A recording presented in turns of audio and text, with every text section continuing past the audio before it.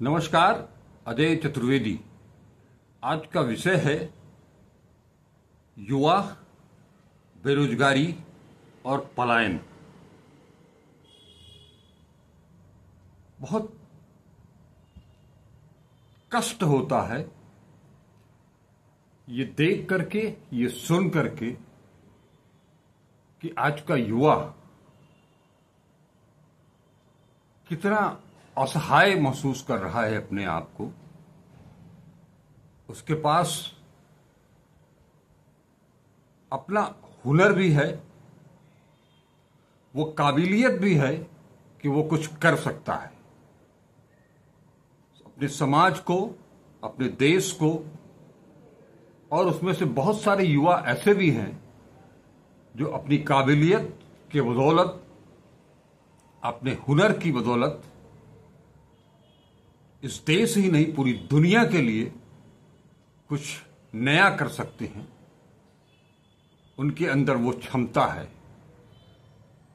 आज दुनिया में भारत ही एकमात्र ऐसा देश है जहां सबसे बड़ी आबादी युवाओं की है। लेकिन दुर्भाग्य है, इसे हम दुर्भाग्य ही कहेंगे, कि वो युवा आज हताश हैं, निराश हैं। वही नहीं, उनका पूरा परिवार, माँ बाप, पत्नी, बच्चे, ये सब कहा जाता है कि माता पिता अपने बच्चों को पढ़ा लिखा करके, योग्य बना करके तैयार करते हैं कि वो उनके बुढ़ापे की लाठी बनेगा।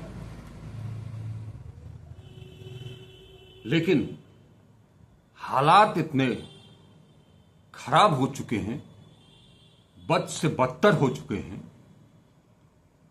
वो भी इन 10 सालों में, 2014 और 2024। हर कोई, एक एक बच्चा, नौजवान जो है, काम की तलाश में दर दर भटक रहा है। ऐसा नहीं है कि हर युवा केवल सरकारी नौकरी ही चाहता है। वो अपना भी कुछ करना चाहता है, व्यवसाय भी करना चाहता है। लेकिन इसकी कोई गारंटी नहीं है कि वो जो कुछ भी करना चाहता है वो करेगा तो वो सक्सेस भी होगा। ऐसा क्यों है? इस देश में बात नालंदा की होती है, तक्षशिला की होती है,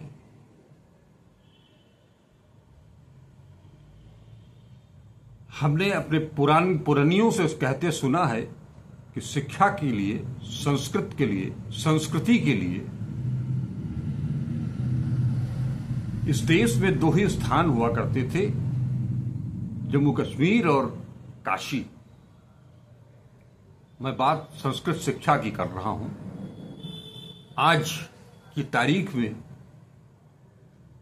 न वो काशी रही, न वो कश्मीर रहा। हम मुद्दे से भटकना नहीं चाहते हैं। बात युवाओं की ही कर रहे हैं, बेरोजगारी की ही कर रहे हैं और पलायन की ही कर रहे हैं। हमने अपने बुजुर्गों से सुना था कि किस तरह से इस देश में शुरुआत हुई गांवों से शहर की ओर पलायन की। ग्रामीण क्षेत्र खाली होते चले गए, गांवों में केवल बुजुर्ग बच गए, लाठी टेकते किसी तरह से जीवन यापन करते हैं। उनके बच्चे शहरों में आकर के काम धंधा खोजने लगे नौकरी करने लगे और वही रच बस गए। समाजशास्त्र की भाषा में इसे ही शायद शहरीकरण, नगरीकरण कहा गया। आज वक्त बदला है, इतनी तेजी से बदला है। मैं गांवों से पलायन की बात, गांवों से शहर की ओर पलायन की बात तब की कर रहा हूं जब सोशल मीडिया नहीं था। गांव घर में अगर माता पिता, वृद्ध माता पिता की सेहत बिगड़ती थी तो शहर में टेलीग्राम आया करता था। आज की दुनिया बहुत ही छोटी हो गई है। इस सोशल मीडिया ने दुनिया को बहुत ही छोटा कर दिया है। मैं अगर ये कहूं कि हर मामले में छोटा कर दिया है, उसे संकीर्ण कर दिया है, तो गलत नहीं होगा। अब हम मुद्दे पर आते हैं। इसी देश में बहुत सारी बातें कही गई पंजाब के बारे में कि पंजाब के युवा नशे की गिरफ्त में आ गए हैं। बहुत सी कहानियां लिखी गई, डॉक्यूमेंट्री बनाई गई, फिल्म बनाई गई, उड़ता पंजाब। आज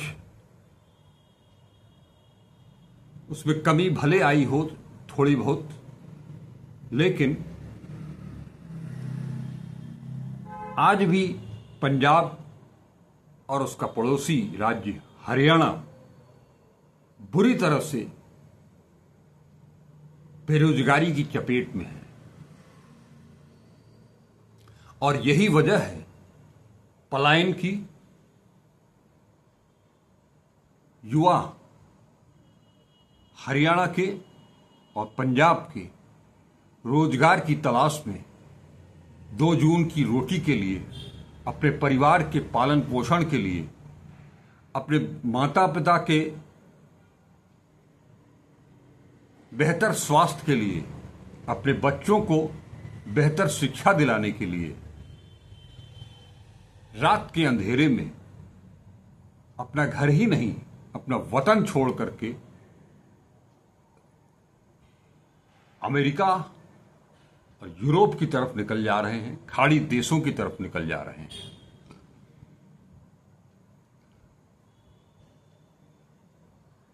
रात के अंधेरे में इसलिए निकलते हैं कि उनके बच्चे उनका रास्ता न रोक लें। वो उन भावनाओं को मार करके, कितनी पीड़ादायक चीज है कि आपका बच्चा, आपका युवा अपने वृद्ध माता पिता और मासूम बच्चों को छोड़ करके, अपनी जवान पत्नी को छोड़ करके इस देश से रोजगार के लिए अमेरिका चला जाता है, यूरोप चला जाता है, खाड़ी के देशों में चला जाता है। लेकिन वहां जा करके ऐसा नहीं है कि वो वहां पहुंच करके बहुत बड़े बड़े काम करने लगता है। काम वहां भी वही करता है, परिश्रम करता है, छोटे छोटे काम करता है, और जब वो चंद दिनों के बाद कम से कम ऐसी स्थिति में आ जाता है कि वो अपना भी जीवन यापन कर सके, कष्टप्रद ही सही, लेकिन अपना भी जीवन यापन कर ले रहा है और उसमें से कुछ बचा करके अपने घर को भी भेज दे रहा है। ये युवाओं का पलायन हो रहा है, इसमें से वैध कम है, अवैध ज्यादा है। लेकिन ये सारी चीजें हमको दिखाई नहीं देती हैं। हमको मतलब जिनसे हम बहुत ज्यादा उम्मीद करते हैं, जिन्हें हर 5 साल के बाद अपना अमूल्य मत दे करके विधानसभा में, लोकसभा में भेजते हैं कि जब वहां जाएंगे तो हमारे लिए, हमारे हित के लिए, हमारे समाज के लिए, हमारे समाज के हित के लिए कुछ ऐसा करेंगे कि हमारा भी अभ्युदय होगा, हमारा भी भाग्योदय होगा और हम भी कभी अपने सपनों को पूरा कर पाएंगे। लेकिन ऐसा होता नहीं। और पिछले 10 सालों में इस मामले में ज्यादा गिरावट आई है, जिसका नतीजा है टंकी होकर के लोग, वो युवा इस देश को छोड़ करके जा रहे हैं। आलम यह है कि जब वो अपना देश छोड़ करके जाते हैं, अपना घर छोड़ करके जाते हैं, अमेरिका, इंग्लैंड, यूरोप के अन्य देश हो या खाड़ी देश हो, 1 BHK में 15 से 20 युवा एक साथ रहते हैं, अपना जीवन गुजारते हैं। कोई ट्रक चलाता है, कोई टैक्सी चलाता है, मेहनत कश काम ही करते हैं, फिर भी उनकी आजीविका चल निकलती है, पटरी पर आती है। लेकिन सत्ता को यह दिखाई नहीं दे रहा है। बात हाल ही की है। इसी सितंबर महीने में इस देश के 2 बड़े शीर्षस्थ नेता अमेरिका के दौरे पर गए।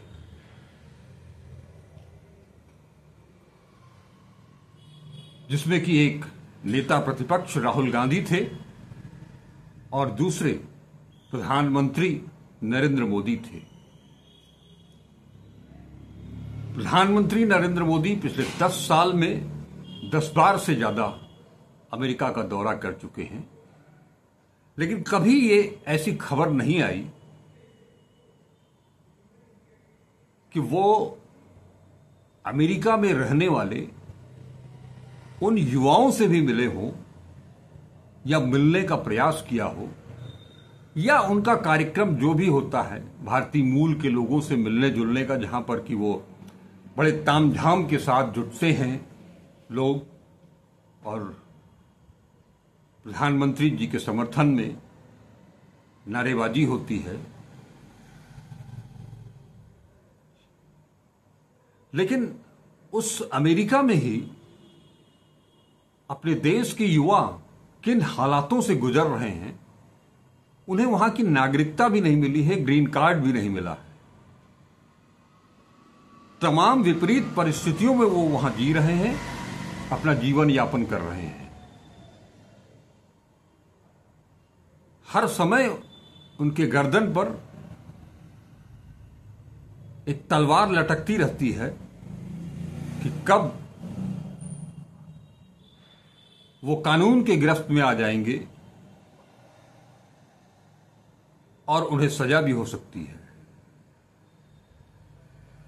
वो यहां से चले तो गए, वो कब लौट करके आएंगे ये भी उन्हें पता नहीं। और आपको ये भी जान करके शायद आप जानते भी हो कि लाखों की रकम अपना घर, अपना जमीन, अपना खेत बाड़ी, घर की महिलाओं के जेवर आदि बेच बेच करके, लाखों जुटा करके वो विदेश को निकलते हैं। वो रात के अंधेरे में जब पूरा परिवार, पूरा गांव सोता रहता है, तब वो निकल जाते हैं। सुबह उनका लाडला अपनी मम्मी से पूछता है कि पापा कहाँ गए।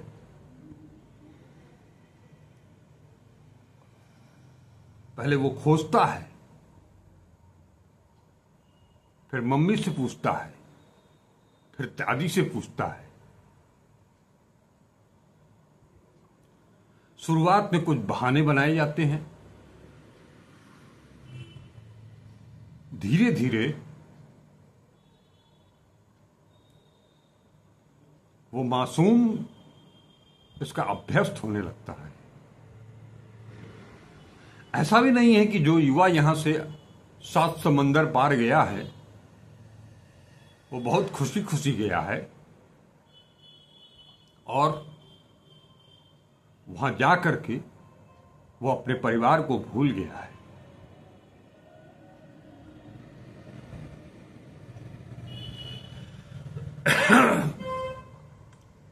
ये वो युवा हैं जिन्हें हर पल अपना वतन, अपना गांव, अपना परिवार, अपना समाज याद आता है।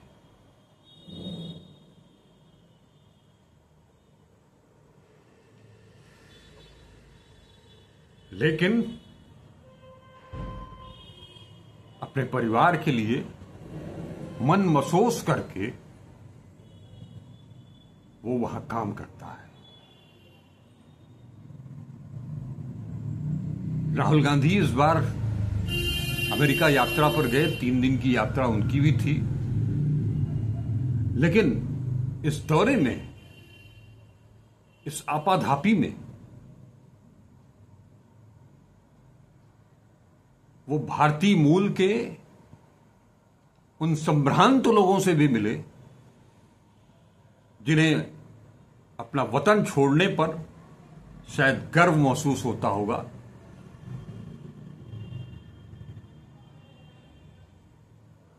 जैसे कि प्रधानमंत्री जी की अगुवाई में जो कार्यक्रम होता है, उनके लिए जो कार्यक्रम होता है, जिसमें वो लोग आते हैं, कई बुजुर्ग भी हैं जिन्होंने अपना पूरा जीवन वहीं समर्पित कर दिया, वहां जा करके वहीं शिफ्ट हो गए और वहां से वो ये दलील देते हैं कि इन 10 वर्षों में देश काफी बदल चुका है, बड़ी प्रगति कर चुका है, बड़ा अमन चैन है, सुकून है, बागों में बहारें हैं, बागों में बहार है।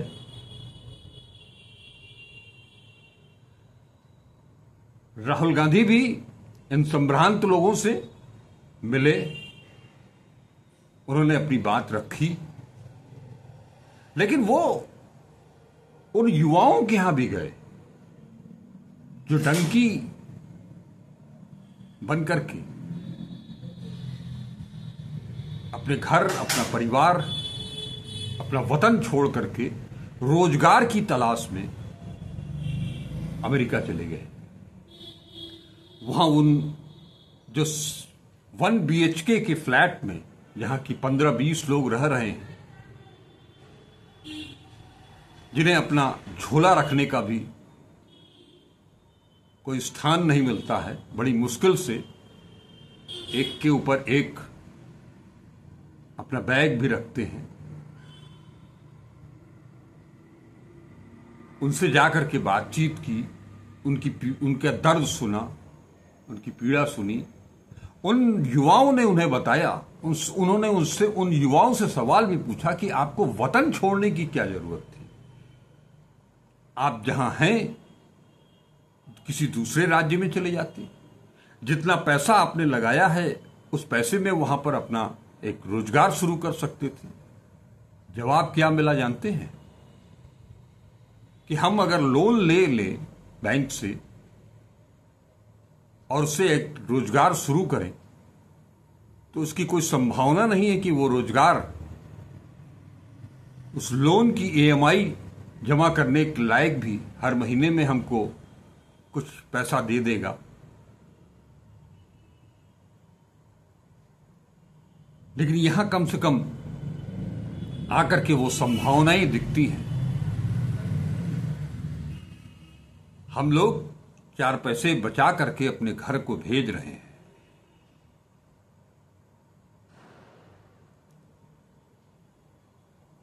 राहुल गांधी जब अपने देश वतन वापस लौटते हैं तो उन युवाओं के परिवारजनों से भी मिलने के लिए हरियाणा पहुंच जाते हैं। ये कोई राजनीति नहीं है। अगर राजनीति है भी तो इसमें कोई गलत भी नहीं है। वो युवाओं के घर पहुंच करके उनकी बूढ़ी मां, उनकी पत्नी, उनके भाई बहन और वो नन्हे नन्हे मासूम बच्चों से बात करते हैं। वो बच्चे आज भी पापा को याद करते हैं। जब वीडियो कॉन्फ्रेंसिंग के माध्यम से राहुल गांधी उन बच्चों से उनके पापा को मिलवाते हैं तो वो इतने भावुक हो जाते हैं। दोनों तरफ से उनकी आवाज नहीं निकलती है।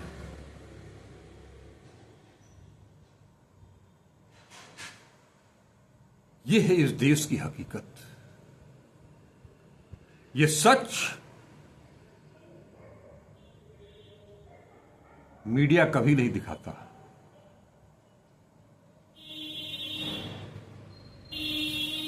सही बात है, मैं भी कभी कभी सोचता था कि राहुल गांधी हमेशा अडानी, अंबानी, यहां तक कि मिलेनियम स्टार अमिताभ बच्चन को भी घेर लेते हैं। क्यों ऐसा करते हैं? वो अपनी राजनीति करें, अपने रास्ते पर चले, जैसे हर राजनेता घूम रहा है, कर रहा है। क्या जरूरत है सड़क पर बैठ करके किसी मोची से उसकी दिनचर्या के बारे में, उसके रोजगार के बारे में, उसके परिवार के बारे में पूछने की, किसी मोटर मैकेनिक से ये सारा कुछ जानने की, उन कुलियों से जो कि हमारा अपना बोझा ढोते हैं, उनकी तकलीफ सुनने की। 18-18 घंटा, 16-16 घंटा, 20-20 घंटा ट्रेन चलाने वाले, 2-2 शिफ्ट में, उनसे उनकी पीड़ा जानने की कोशिश करते हैं। क्यों? अगर तुलना की जाए तो राहुल गांधी की इस हम चीजों की कोई जरूरत नहीं है। जैसा कि बीजेपी कहती है कि वो तो चांदी का चम्मच मुंह में लेकर के पैदा हुए हैं, तो क्या जरूरत थी उनको? लेकिन ये उनका डीएनए है। पंडित जवाहरलाल नेहरू, श्रीमती इंदिरा गांधी, राजीव गांधी, हम फिरोज गांधी की भी बात करते हैं। ये जो कॉम्बिनेशन है, हम सोनिया गांधी की भी बात करते हैं। ये संस्कार है। उन्हें चिंता होती है इस देश को लेकर के, इस देश के उन दबे कुचले लोगों की पीड़ा को जानने की और उसे दूर करने की एक टीस उनके अंदर उठती है। उनका दर्द जान करके वो भी पीड़ित होते हैं और इस व्यवस्था को परिवर्तित करना चाहते हैं।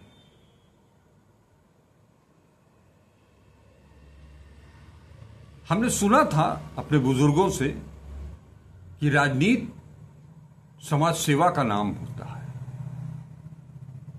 समाज सेवा ही राजनीति है, राजनीति ही समाज सेवा है। लेकिन ये जब देखने को मिला तो बहुत कम लोग ऐसे दिखाई देते हैं, गिने चुने उंगली पर, और आज की तारीख में राहुल गांधी उनमें से एक है। हम बार बार कहते हैं ये सत्य और अहिंसा का देश है, गांधी और बुद्ध का देश है। बुद्ध भी एक राज परिवार में पैदा हुए थे, उन्हें कोई जरूरत नहीं थी, लेकिन आम लोगों की पीड़ा को देख करके वो राजभवन से निकल चुके थे और वो महामानव बने। गांधी अच्छा खासा काम वो कर रहे थे, बैरिस्टर थे, विदेश में पढ़ाई हुई थी, क्या जरूरत थी उन्हें लंगोटी धारण करने की। लेकिन इस देश की सच्चाई को जब उन्होंने जाना तो अपने वस्त्र तक त्याग दिए। सूट बूट टाई वो भी पहनते थे, लेकिन सब कुछ त्याग दिया। आज वही राहुल गांधी जब बात करते हैं कि अमेरिका यात्रा के दौरान हरियाणा के उन युवाओं से मुलाकात हुई जो घर परिवार से दूर खुद को पराये मुल्क में खपा रहे हैं, भारत लौटने पर जब उनके परिवार से मिला तो उनकी आंखें दर्द से छलक उठी। इन अवसरों के अभाव में बच्चों से, उनके पिता और बुजुर्गों से उनके बुढ़ापे का सहारा दूर कर दिया गया। इन 10 सालों में भाजपा ने हरियाणा समेत देश भर के युवाओं से रोजगार के अवसर छीनकर उनके साथ घनघोर अन्याय किया है। टूटे भरोसे और हारे मन से मजबूर होकर युवा यातनाओं की यात्रा कर रहे हैं। टार से बिछड़े इन प्रवासी पंखियों को अगर अपने देश में अपनों के बीच जीविका कमाने का मौका मिले तो ये अपना वतन कभी नहीं छोड़ेंगे। हालांकि इसके साथ उन्होंने अपना संकल्प भी दोहराया है कि कांग्रेस सरकार बनते ही हम हरियाणा में एक ऐसी व्यवस्था बनाएंगे जिसमें युवाओं को सपनों के लिए अपनों से दूर नहीं होना होगा। यातनाओं की यात्रा, टंकी का सहारा लेकर बेरोजगार युवा परदेश में खुद को खपा रहे हैं। पीछे छूट गए माँ बाप, बच्चे, अपना गांव और अपना देश। बस अब और नहीं। अब अगर कुछ टूटेगा तो वो है बेरोजगारी का यह चक्रव्यूह, न कि कोई हंसता खेलता परिवार। काश जननायक राहुल गांधी का यह संकल्प पूरा हो, जल्द पूरा हो, ताकि इस देश से,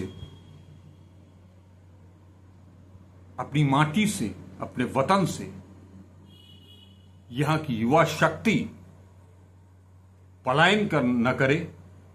वो अपने परिवार के बीच, अपने मित्रों के बीच, अपने बाल सखा के बीच, अपनी माटी से जुड़ करके